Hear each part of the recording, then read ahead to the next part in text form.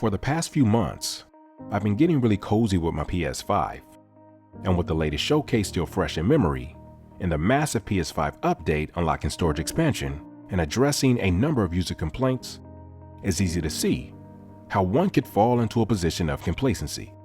But it would seem that Microsoft's Xbox Series X may have had other plans for me ever since it arrived on my doorstep about a month ago. We already know that it's Microsoft's theme, but is the grass really greener? For this video, I'll be sharing my initial thoughts and experience with owning the Xbox Series X alongside the PS5 console. We'll look at the hardware, controllers, headsets, defining features and storage expansion. We'll dive in on some cross-play games to compare graphics and technical specs, and of course, we have to talk about what the future holds for 2022 and beyond with respect to exclusives for each of these powerful consoles. So step inside and pull the curtain behind you. These are the revelations of a PlayStation guy who bought the Series X 10 months after release.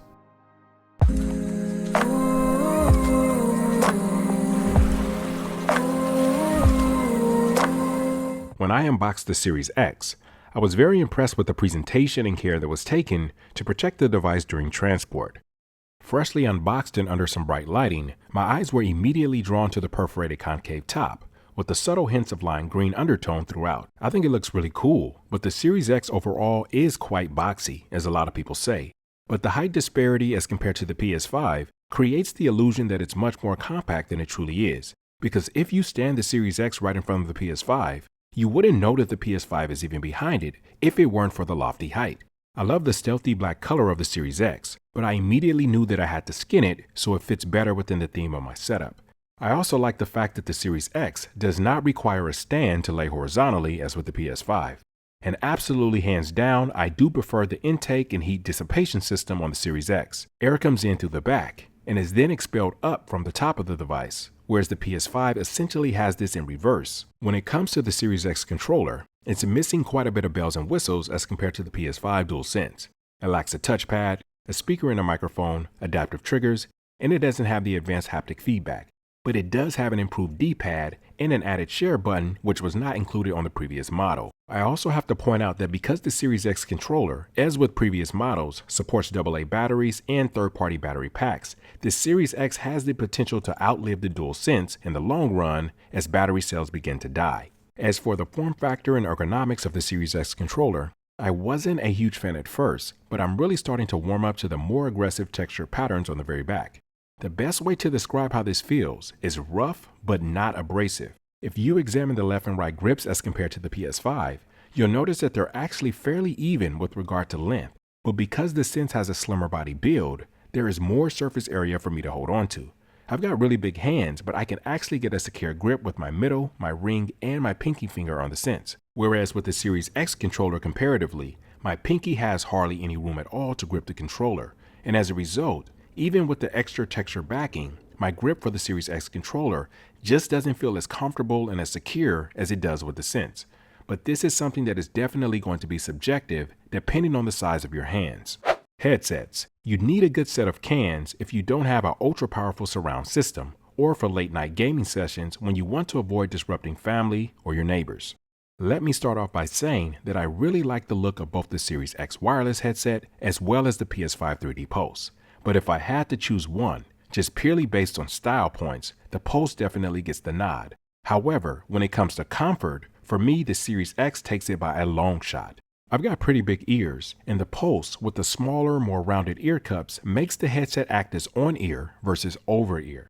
But the Series X ear cups comparatively are significantly larger and they have more of an oval shape, which ensures that they aren't resting on top of my ears. And I also find the cushioned headband on the Series X a lot more comfortable than the elastic band system on the Pulse. The control layout for each respective headset is very easy to use, but there is a bit of a learning curve for the Pulse until you familiarize yourself with the button layout. The Series X, however, I mastered in just under 2 minutes because the volume and the game chat button simply involve rotating the outer portion of the ear cup. And I really like that the Series X has an external adjustable mic. But when it comes to consistent performance, however, the 3D Pulse slides right back on top. and it has very little to do with actual sound quality and everything to do with the static that I've been experiencing with the Series X headset, and the fact that the external speakers are not automatically muted when I turn on the headset. I was honestly shocked to learn that this was even a thing for Xbox, the inability for the headset to mute external audio sources. So whenever I use my Series X headset, I have to manually silence my speakers? Really? Now thankfully, I use an external soundbar, so I can mute the soundbar without that annoying red mute icon that pops up when you mute TV speakers. But it's still one more thing to worry about when I'm ready to use them. And as for the static, this happens for the Series X wireless headset at random parts of the day consistently. It sounds almost like the connection wants to break just before it's automatically reestablished. And sometimes the connection will drop altogether, though it will generally reestablish automatically. I'm actually on my second set of headphones now because of this issue, and the problem still comes and goes. And what's even more frustrating is that I can't simply plug the headset into the Xbox controller as a workaround, because there is no audio jack on the Series X wireless headset. So now I'm at the point where I'm considering spending more money to purchase the wired version, which doesn't even have all the bells and whistles. I know a lot of people make fun of the PlayStation headset dongles and their lack of Bluetooth, but it just works. When I turn on the PS5 headset, my external speakers are immediately muted, and I virtually never get any buzzing sounds or drops in connection. Considering that games will only get larger as we get further into the life of the next-gen consoles, it's safe to say that neither the Series X or the PS5 have great internal storage relative to that trajectory. But the Series X does have an advantage over the PS5 still, with 175 additional gigs. However, the PS5 does have somewhat of a wild card up its sleeve that in my opinion doesn't get talked about enough: cracking compression. This is a game file condensed feature that is very interesting because it doesn't occur on the GPU or the CPU level at all, rather within the custom SSD hardware itself. Data is compressed and stored on the SSD and only decoded at critical load times. Now, to be fair, the Series X also has file compression technology as well, but Sony is positioning Kraken as something that's going to be even more game-changing. The Kraken technology essentially acts as a multiplier for input and output speeds so that it's able to store more games and load them even faster. Because as counterintuitive as it may seem, a smaller drive with better compression can hold more games than a larger drive with compression that isn't as good. But what does that mean for us regular consumers? To generate a few real-world examples, I downloaded 3 recent crossplay games for both the PS5 as well as the Series X to gauge how each system handles the storage, and the results are very interesting. Assassin's Creed Valhalla Standard Edition takes up roughly 103 gigs on the Series X. However, the same game equivalent takes up roughly 72 gigs on the PS5. The Series X Control Ultimate Edition takes up roughly 43 gigs, while the PS5 is nearly using half of that at 26 gigs. A Plague Tale Innocence takes up roughly 42 gigs on the Series X, while the PS5 only uses 33 gigs. Now, there's undoubtedly going to be cases where this disparity is flipped, with certain games for the PS5 being larger than they are on the Series X. But the point is that the internal storage gap between these two next-gen consoles may not be as clearly defined as it appears on the surface. But in spite of Kraken, texture compression, or anything else, for this generation of gaming, we're simply going to have to come to terms with the fact that at some point, we're going to require some form of additional storage. I actually just picked up a 5TB WD Black USB HDD for my PS5 for just $120. And I'm planning on pairing that up with the Seagate Firecuda 530 2TB. And if you're wondering why I decided to go with the Firecuda over some of the other major players, I put together a little cheat sheet here. Now, I focused on 2TB drives only because I think it makes the most sense for this kind of investment, both from a gigabyte and a price standpoint. When it comes to both read and write, the Firecuda pretty much blows past the competition, with max reads of 7300 and 6900 write. Don't get me wrong, every single SSD shown here on this list should knock it out of the park right now for the PS5, but when we start forecasting out towards the mid to the tail end of the console life, years down the road, the overhead that the Firecuda is bringing to the table could end up making all the difference.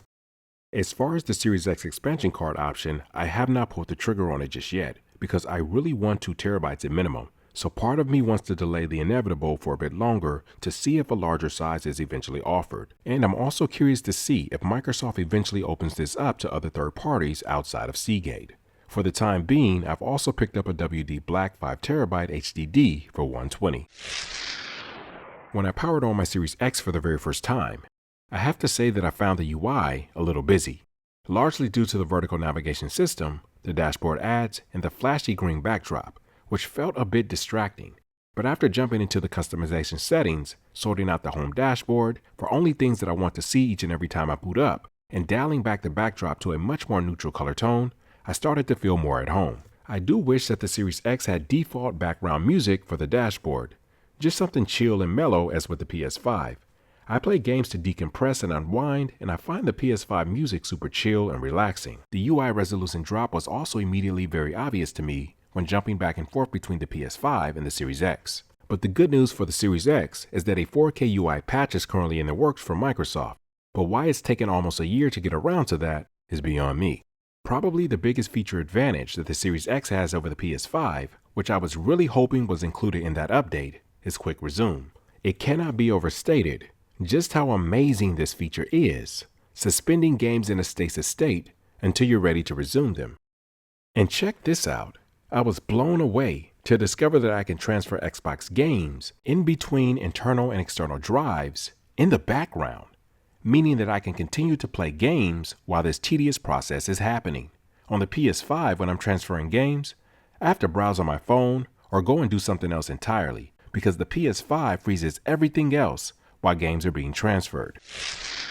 Now, VRR has been one of the hottest buzzwords for the Series X since launch, and it's been amplified even more over the past few months, largely due to the fact that the PS5 still lacks this feature. First and foremost, in order to take advantage of VR on the Series X, you need to have a TV that supports HDMI VRR, AMD FreeSync, or NVIDIA G-Sync. And then, you need to make sure that it's enabled on the Series X itself.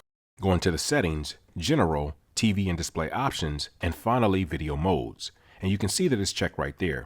Make sure auto low latency mode is checked as well, and for the best VRR experience, make sure to activate performance mode on a game-by-game basis, which is going to prioritize 60 to 120 frames per second over resolution and image quality. So when you pick up a Series X game, you've got a real decision to make, because the Xbox FPS Game Boost touches so many games. I didn't realize just how many games the Series X can run at 120, because the PS5 can only support a fraction of that. So the dilemma is made that much harder for the Series X. Do you want to hit 120 with VRR, or would you rather opt for a higher resolution with ray tracing, which would generally drop games to around 30 FPS? A Plague Tale shown here is running at 120 FPS with VRR, while the PS5 is running at 60 FPS. And when you whip the viewpoint rapidly from side to side, you get a little bit of motion blur on the PS5 remastered version. Even with Assassin's Creed Valhalla on each respective console, you can see the difference in the smoothness and fluidity as the refresh rate fluctuates on the Series X. Now on the flip side, I also experimented with high resolution modes for these crossplay titles, where the frame rate drops to around 30 FPS so that the game can take advantage of higher fidelity images and ray tracing. And it's interesting, because I actually feel that the PS5 handles this technology a little bit better, even though the Series X has a higher graphical ceiling. And when I look at PlayStation Studio exclusives, such as Spider-Man Morales, Ratchet & Clank Rift Apart, I have yet to see such stunning displays of ray tracing on any Series X game. Some would argue that in addition to VRR, another advantage that the Series X has is support for Dolby Vision and Atmos, which the PS5 currently does not support. Any game that supports HDR on the Series X is eligible for Dolby Vision right off the bat, assuming your TV supports it. My 2020 LG C10 recently received this update, but to my eyes, I honestly don't see a major graphical advantage over the PS5 resulting from Dolby Vision in-game right now, at least for the games that I've been playing so far. And as for Dolby Atmos, Dolby's 3D audio technology, Sony's proprietary answer to that is Tempest 3D Audio. I did pick up the Dolby Atmos free trial for headphones. There are only a handful of games right now that even take advantage of this Dolby Audio tech. But I do have to say that I was pretty impressed by what I heard when I was playing Ori and Will of the Wisp, which is a supported title. As far as how Atmos compares to Sony's Tempest 3D Audio, I'm going to have to see this technology moved over to more games before I can really pass judgment. But regardless if I end up liking Tempest or Atmos more, I would still love the option to be able to use Dolby Vision and Dolby Atmos for the PS5 down the road if I so choose.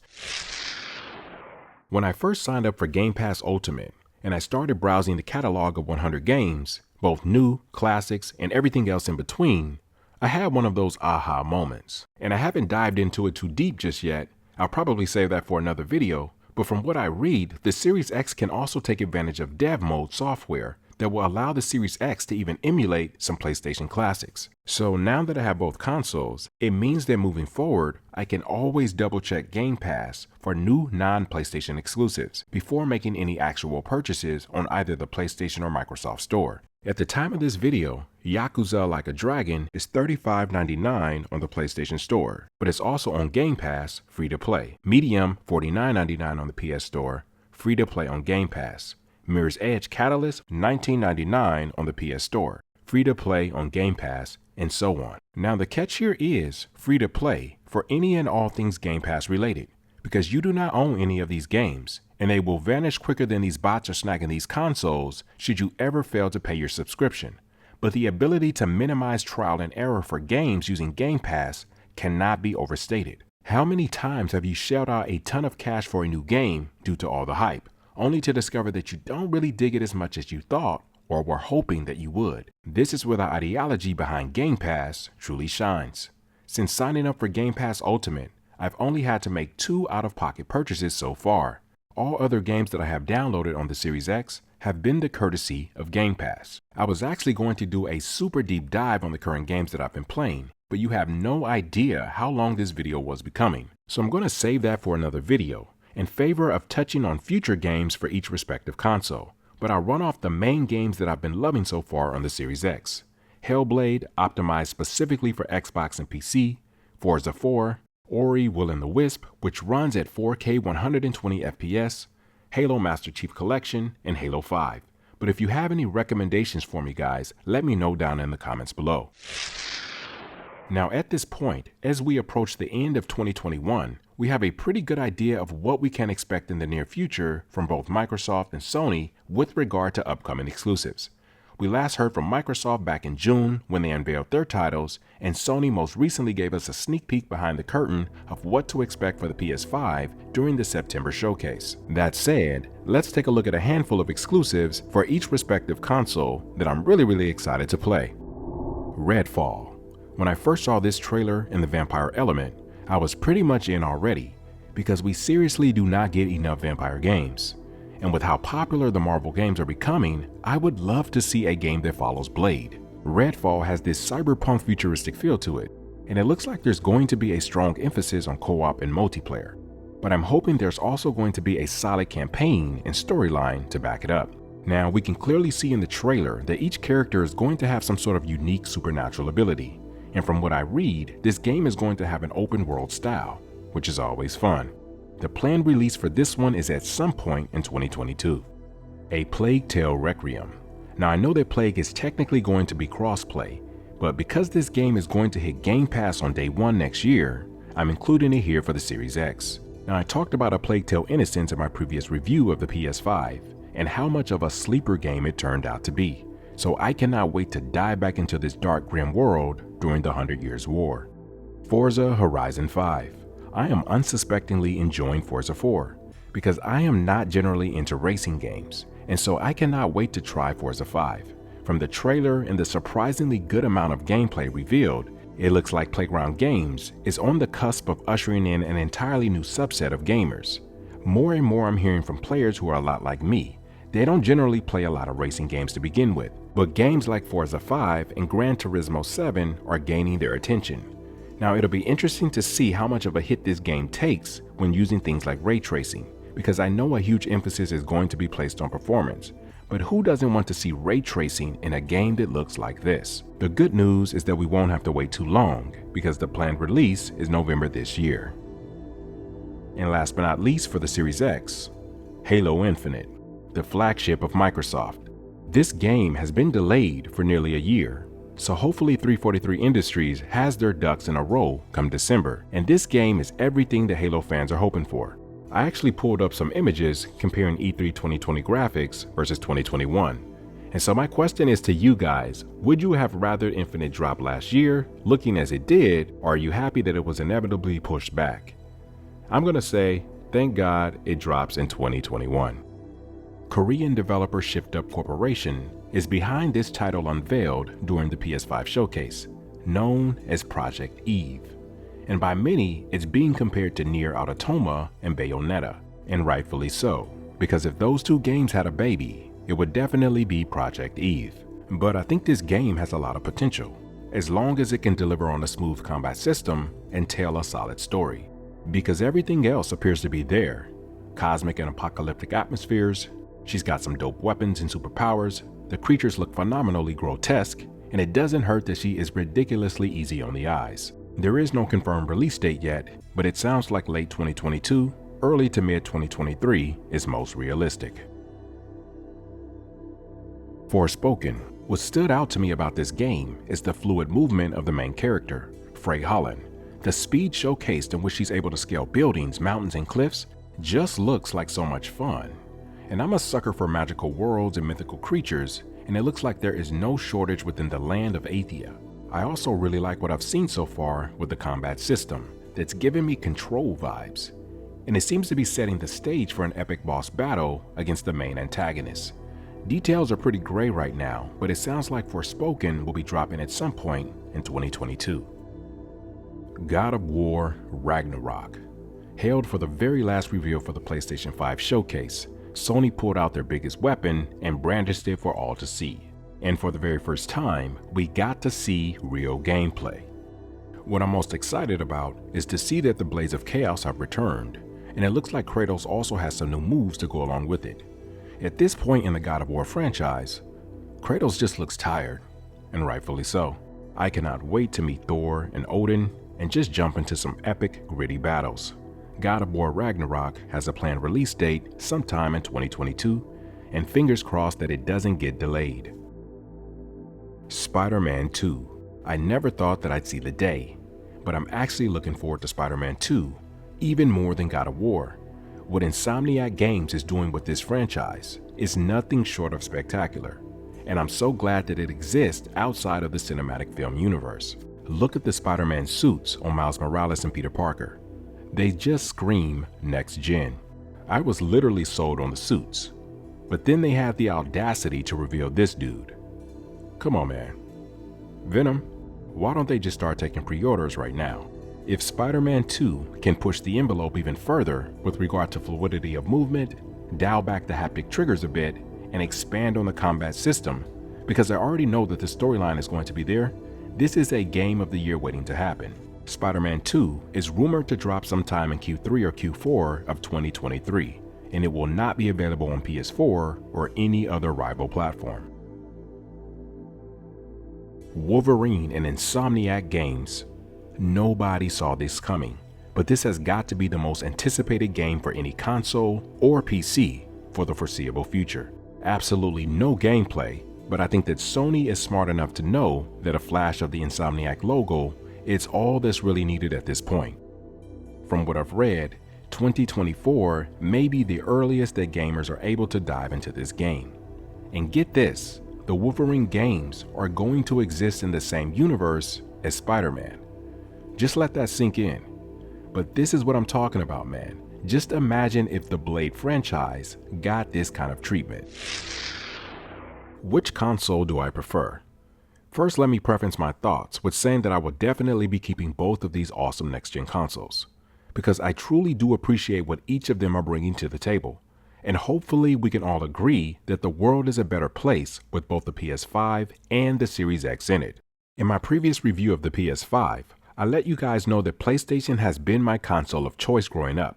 But when the Series X arrived and I dove into playing games, experimenting with settings, and testing things out, I took a step back to push any preconceived notions aside that could hinder my ability to see things with an unfiltered lens. And in doing so, I learned some new things about myself, and certainly a heck of a lot about the Series X, hence the title of this video.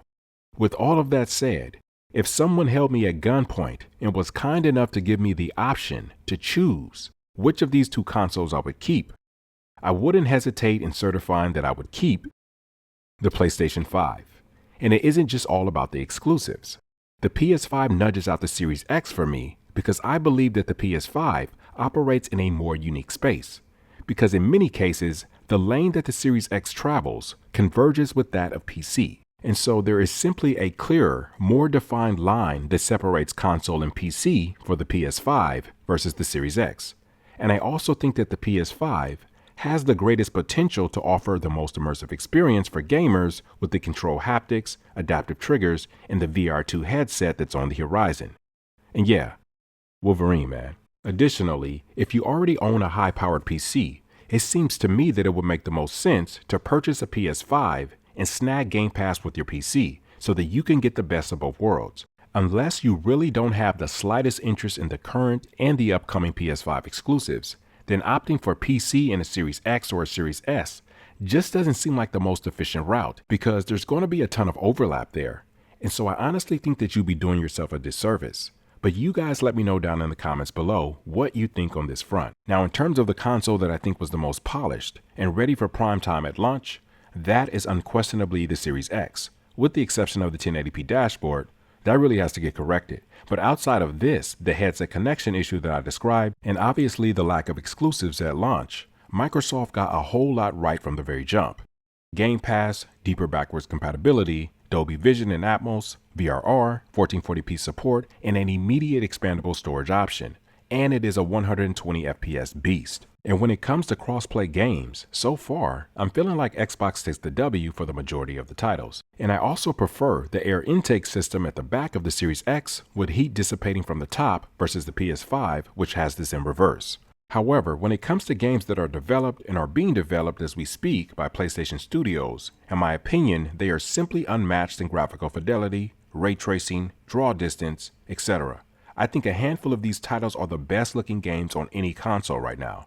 Returnal, Ratchet & Clank Rift Apart, Kena Bridge of Spirits, Ghost of Tsushima, Miles Morales, Spider-Man Remastered. These are some of the most beautiful looking games that I have seen so far for the next generation consoles. But the PS5 is still far from perfect right now, even after the most recent update.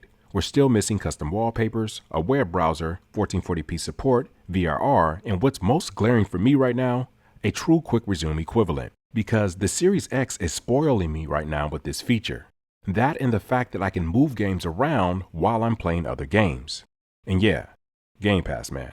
Because paying $70 for a game from an unproven franchise, not cool. Game Pass is going to really help weed out the bad apples going forward so that we can make sure that we're putting up money for games that we absolutely love. And yes, I still believe in purchasing and owning games that I really like, both digital and physical. What I want to know from you guys is if you own any of these next-gen consoles, and if not, do you still plan on picking any of them up, or are you going to hold out for any possible revised models? And if you do own any of these consoles, what games are you most excited about from E3 and the PS5 showcase? And last but not least, what is your biggest gripe for either the PS5 and or the Series X? And what is the feature or quality that you love the most? If you guys enjoy and appreciate this kind of content, let me know by dropping a like on this video. I want to continue to evolve this channel and put out content that you guys are most interested in, because that is what it's all about. I'll see you guys in the next video, but until then, peace.